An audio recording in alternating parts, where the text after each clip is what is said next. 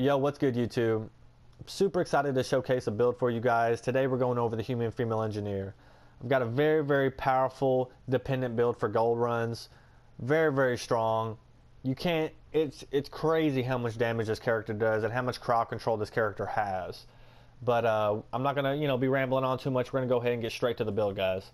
So for rank 4 cryo beam, you're gonna want to go recharge speed. Gives you plus 30% recharge speed. This is nice because the longer you hold out cryo beam, the longer cooldown you're going to have. This is going to help you, your cooldown of your cryo beam a lot faster. You're going to be able to get it a lot more often, which means you're going to be able to use it a lot more often, be able to combo for days. Rank 5, I used to go brittle freeze. Brittle freeze isn't bad, but I find radius a lot more effective. When you're shooting your cryo beam into a crowd, it's going to have a lot more area of effect, which means you're going to be able to set up multiple enemies for combos, which is what you're going to want with this guy. Because rank 6, we go for snap freeze. I don't recommend anything other than snap freeze. This ability is just freaking insane, okay? The snap freeze is so powerful. This is going to give you plus 200% frozen shatter damage, plus 100% frozen shatter force, and plus 150% frozen shatter radius, okay? When you're cryo beaming into a mob and you prime them and you hit it with an overload, that's where the snap freeze comes into effect. It does so much damage, guys. I can't even explain to you how powerful this shit is. For assault turret, rank 4, go for recharge speed. In the gameplay you're going to be seeing, I run around a lot, comboing things a lot. I have an aggressive playstyle. You guys know that. Being able to get my turret so fast so that even if it gets destroyed, I always have another one to throw out is super nice and beneficial and will help you and your team out. Rank 5, I don't stick around my turret a whole lot, okay?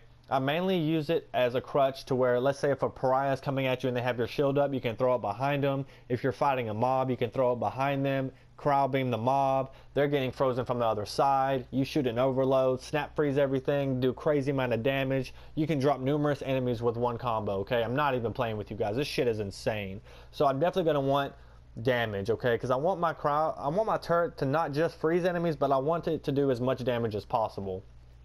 Rank 6, I go for cryo ammo, okay? This is all about freezing enemies. Don't even worry about flamethrower, because what's going to happen is if you have flamethrower out and you're sitting there freezing an enemy, the flamethrower is going to thaw out that enemy. So it's going to mess up your snap freeze combo effect, which is basically what this build is going to be around, is a snap freeze. So highly recommend cryo ammo. Plus this is going to debuff armor defense by 100% and give you an extra plus 20% current turret gun damage, and it has a lot more range. You can freeze enemies at a farther distance than the flamethrower. The flamethrower won't trigger unless an enemy is within a certain range of it. This fucking cryo turret can shoot across the map, okay? Very nice. Now for overload, I go for rank 3, okay? I want the extra recharge speed and I want the little bit extra damage so that my snap freezes are going to do a lot more damage. Offensive tech, rank 4, go for combo detonation. Definitely recommend this over the power enhancement. Way to go. Gives you plus 50% all combo damage, plus 30% all combo radiuses, which is going to stack with the snap freeze. Rank 5, I go for anti-armor, okay?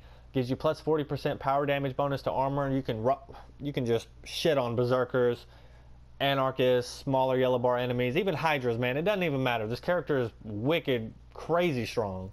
Rank 6, elemental tech is the way to go. Inflicting a status effect on enemies causes them to take more damage from heat, cold, and electricity. Debuffs enemies by an extra 35%. Also is going to give you, they're going to take 35% more damage from your combos. Dude, this build is fucking crazy, guys. Probably one of the most powerful builds in the game, I would say. I'm not even joking. In the gameplay, I end up breaking 30k, I'm pretty sure. So you can bang with this engineer. Support systems, rank 4, go for tech radius. Plus 25% power area of effect radius, which is going to make your cryo beam have a bigger area of effect, along with your snap freezes, okay?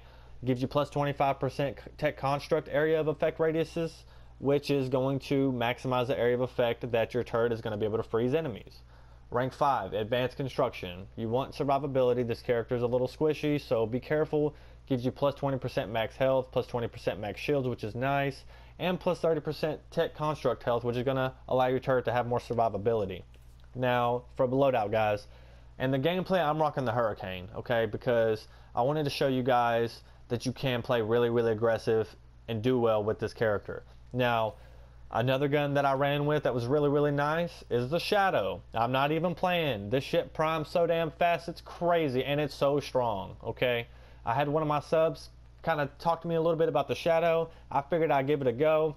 This thing is wicked powerful. If you want to sit back and play at a distance, the Cryo Beam also, let me go and tell you guys, the Cryo Beam has infinite range.